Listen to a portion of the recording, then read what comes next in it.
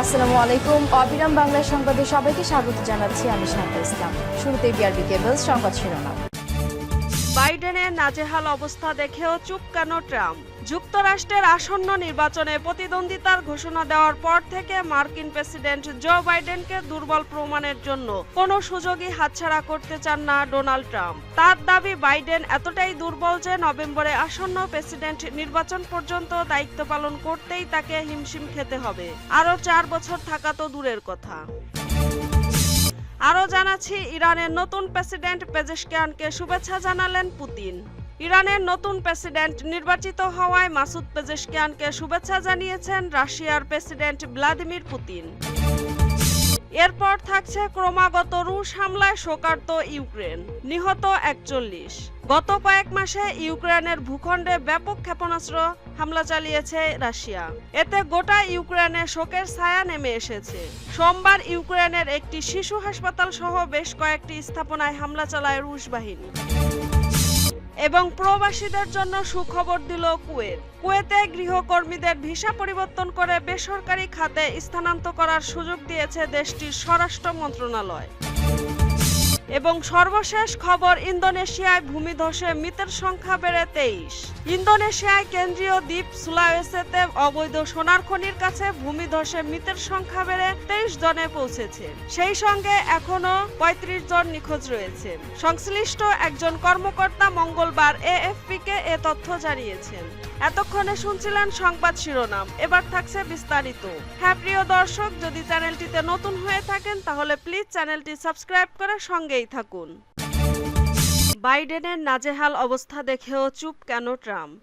যুক্তরাষ্ট্রের আসন্ন নির্বাচনে প্রতিদ্বন্দ্বিতার ঘোষণা দেওয়ার পর থেকে মার্কিন প্রেসিডেন্ট জো বাইডেনকে দুর্বল প্রমাণের জন্য কোনো সুযোগই হাতছাড়া করতে চান না ডোনাল্ড ট্রাম্প। তার দাবি, বাইডেন এতটাই দুর্বল যে নভেম্বরের আসন্ন প্রেসিডেন্ট নির্বাচন পর্যন্ত দায়িত্ব পালন করতেই তাকে হিমশিম খেতে হবে। আরও 4 বছর থাকা তো দূরের কথা। সে বাইডেনই সম্প্রতি নাজেহাল অবস্থার মধ্যে পড়েছেন। গত 27 জুন রাতে আটলান্টায় সিএনএন-এর স্টুডিওতে ট্রাম্প ও বাইডেনের মধ্যে বিতর্কে মার্কিন ইতিহাসে সবচেয়ে বেশি বয়সী প্রেসিডেন্ট বাইডেন ছিলেন বেশ নিষ্প্রভ। ট্রাম্পের বাক্যবাণের প্রথম দিকেই অনেকটাই কোণঠাসা হয়ে পড়েন তিনি। এই বিতর্কের পর থেকে ব্যাপক সমালোচনার মধ্যে পড়েন বাইডেন। এমন অবস্থায় বাইডেনকে আরও নাজেহাল করার সুযোগ ট্রাম্পের হাতছাড়া করার কথা নয়। ট্রাম্প জনসমাবেশ করে বাইডেনের বিরুদ্ধে আক্রমণাত্মক বক্তব্য দিয়ে যাবেন বলে ধারণা করা হচ্ছিল, কিন্তু ট্রাম্পকে এখন পর্যন্ত এ নিয়ে তেমন কিছু বলতে শোনা যায়নি। ইরানের নতুন প্রেসিডেন্ট পেজেশকিয়ানকে শুভেচ্ছা জানালেন পুতিন। ইরানের নতুন প্রেসিডেন্ট নির্বাচিত হওয়ায় মাসুদ পেজেশকিয়ানকে শুভেচ্ছা জানিয়েছেন রাশিয়ার প্রেসিডেন্ট ভ্লাদিমির পুতিন। ইরানি বার্তা সংস্থা ইরনার খবরে বলা হয়, শুভেচ্ছায় বার্তায় পুতিন লেখেন, আমি আশা করি যে প্রেসিডেন্ট হিসেবে আপনার কাজ হবে আঞ্চলিক নিরাপত্তা ও স্থিতিশীলতার স্বার্থে আমাদের সব বন্ধু স্বজনদের সঙ্গে দ্বিপক্ষীয় সম্পর্ক বৃদ্ধি করা। ইরানের প্রেসিডেন্ট নির্বাচনে জয়লাভ করেছেন সংস্কারবাদী প্রার্থী মাসুদ পেজেশকিয়ান। দেশটির রাষ্ট্রীয় টেলিভিশনের বরাত দিয়ে অ্যাসোসিয়েটেড প্রেসের খবরে বলা হয়েছে, ভোট গণনা শেষে প্রাথমিক ফলে সংস্কারপন্থী মাসুদ পেজেশকিয়ান পেয়েছেন 1,63,00,000 ভোট। অন্যদিকে তার প্রধান প্রতিদ্বন্দ্বী কট্টরপন্থী সাইদ জালালি পেয়েছেন 1,35,00,000 ভোট। জানা গেছে এবারের ভোটারের উপস্থিতিও বেশি ছিল। প্রায় 50% ভোটার ভোট দিয়েছেন। এর আগে 28 জুন অনুষ্ঠিত প্রথম দফার নির্বাচনে ভোটার উপস্থিতি ছিল প্রায় 40%। গত 28 জুন অনুষ্ঠিত নির্বাচনে 4 প্রার্থী প্রতিদ্বন্দ্বিতা করেন, তবে কেউ এককভাবে শতকরা 50%-এর বেশি ভোট না পাওয়ায় নির্বাচন রান অফে গড়ায়। ক্রমাগত রুশ হামলায় শোকার্ত ইউক্রেন, নিহত 41। গত কয়েক মাসে ইউক্রেনের ভূখণ্ডে ব্যাপক ক্ষেপণাস্ত্র হামলা চালিয়েছে রাশিয়া। এতে গোটা ইউক্রেনে শোকের ছায়া নেমে এসেছে। সোমবার ইউক্রেনের একটি শিশু হাসপাতাল সহ বেশ কয়েকটি স্থাপনায় হামলা চালায় রুশ বাহিনী। এতে কমপক্ষে 41 জন নিহত হয়েছেন এবং আহত হয়েছেন 166 জন।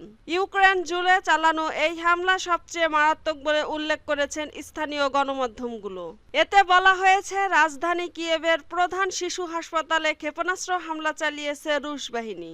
এছাড়া সোমবার রাজধানীর বিভিন্ন এলাকাতেও হামলার ঘটনা ঘটেছে। ইউক্রেনের সবচেয়ে বড় চিকিৎসা কেন্দ্র ক্ষতিগ্রস্ত হয়ে ঘটনাস্থলেই 2 ব্যক্তির মৃত্যু হয়েছে। হাসপাতালটির ভবন ধ্বংসস্তূপে পরিণত হয়েছে। এতে ধ্বংসস্তূপের নিচে চাপা পড়াদের উদ্ধার তৎপরতা মঙ্গলবার সকাল পর্যন্ত অব্যাহত ছিল। তবে এই হামলায় দায় স্বীকার করেনি রাশিয়া। দেশটির দাবি কিয়েভের যুদ্ধবিমানের ক্ষেপণাস্ত্রের আঘাতে ওই ভবনটি ধ্বংস হয়েছে। অন্যদিকে ইউক্রেন বলেছে যে তারা একটি রাশিয়ান ক্রুজ ক্ষেপণাস্ত্রের অবশিষ্টাংশ খুঁজে পেয়েছে। ইউক্রেনের প্রেসিডেন্ট ভলোদিমির জেলেনস্কি এই হামলাকে নৃশংস বলে অভিহিত করেছেন। সোমবার রাশিয়া ইউক্রেনের মাটিতে 40টির বেশি ক্ষেপণাস্ত্র নিক্ষেপ করেছে বলে দাবি করেছেন জেলেনস্কি। কিয়েভের হাসপাতালে বিস্ফোরণের ঘটনাস্থল থেকে তোলা ছবিতে দেখা যায় হাসপাতালে ভর্তি অনেক শিশু ভবনের ধ্বংসস্তূপের ভিতর আটকা পড়ে আছে, যাদের উদ্ধারের কাজ করেছে উদ্ধারকর্মীরা এবং চিকিৎসকরা জীবিতদের উদ্ধার করতে তাদের তৎপরতা অব্যাহত রেখেছে। তবে কতজন এখনো জীবিত রয়েছে সে বিষয়ে নিশ্চিত কোনো তথ্য দিতে পারেনি ইউক্রেন কর্তৃপক্ষ। প্রবাসীদের জন্য সুখবর দিল কুয়েতের গৃহকর্মীদের ভিসা পরিবর্তন করে বেসরকারি খাতে স্থানান্তর করার সুযোগ দিয়েছে দেশটির স্বরাষ্ট্র মন্ত্রণালয়। কুয়েতের প্রথম উপপ্রধানমন্ত্রী, প্রতিরক্ষা ও স্বরাষ্ট্রমন্ত্রী এবং সরকারি জনশক্তি বিভাগের chairman Sheikh Fahad Yusuf Saud Al Sabah নতুন এই নিয়ম জারি করেছেন। 14 জুলাই থেকে 12 সেপ্টেম্বরের ভিতর 2 মাসে গৃহকর্মীরা ভিসা পরিবর্তনের সুযোগ গ্রহণ করতে পারবেন।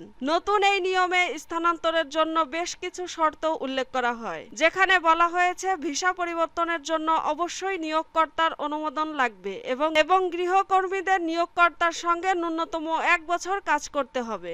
এর আগে শেখ ফাহাদ আল ইউসুফ আল সাবাহ এক বৈঠকে বেসরকারি খাতে কাজের স্থানান্তরের উপর নিষেধাজ্ঞা অস্থায়ীভাবে তুলে নেওয়ার জন্য একটি খসড়া আইন প্রস্তুত করতে জনশক্তি কর্তৃপক্ষকে দায়িত্ব দেন। ওই বৈঠকে শ্রম অভিবাসন খাতে গতিশীল ও সুসংগত করার লক্ষ্যে বৈদেশিক কর্মসংস্থান নীতি নিয়ে আলোচনা করা হয়। কুয়েতে গৃহকর্মী ভিসায় প্রায় লক্ষাধিক প্রবাসী বাংলাদেশি রয়েছেন, যারা দীর্ঘদিন ধরে খাদেম বা গৃহকর্মী ভিসা থেকে বেসরকারি খাতে ভিসা পরিবর্তন করার জন্য অপেক্ষায় ছিলেন। কুয়েত সরকারের এমন সিদ্ধান্ত বাস্তবায়নে খুশি প্রবাসী বাংলাদেশিরা।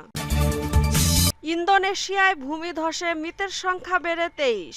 ইন্দোনেশিয়ার কেন্দ্রীয় দ্বীপ সুলাওয়েসিতে অবৈধ সোনার খনির কাছে ভূমিধসে মৃতের সংখ্যা বেড়ে 23 জনে পৌঁছেছে। সেই সঙ্গে 35 জন এখনও নিখোঁজ রয়েছে।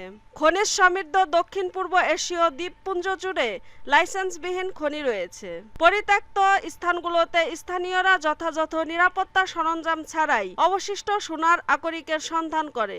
তীব্র বৃষ্টির পর স্থানীয় সময় গত শনিবার একটি প্রত্যন্ত গ্রামে ভূমিধসের ঘটনা ঘটে। একজন অনুসন্ধান ও উদ্ধারকারী কর্মকর্তা এর আগে বলেছিলেন হতাহতদের কয়েকজন খনি শ্রমিক এবং অন্যরা খনি কাছাকাছি দোকান পরিচালনা করতেন। ইডা জানিয়েছেন গত 2 দিনে উদ্ধার অভিযানের অংশ হিসেবে পুলিশ সদস্য, সেনাসহ 270 জনেরও বেশি লোককে মোতায়েন করা হয়েছে। বেশ কয়েকটি সেতু ভেঙে পড়ায় যানবাহন দুর্যোগের এলাকায় পৌঁছতে পারেনি। উদ্ধারকারীদের পায়ে হেঁটে সেখানে পৌঁছান।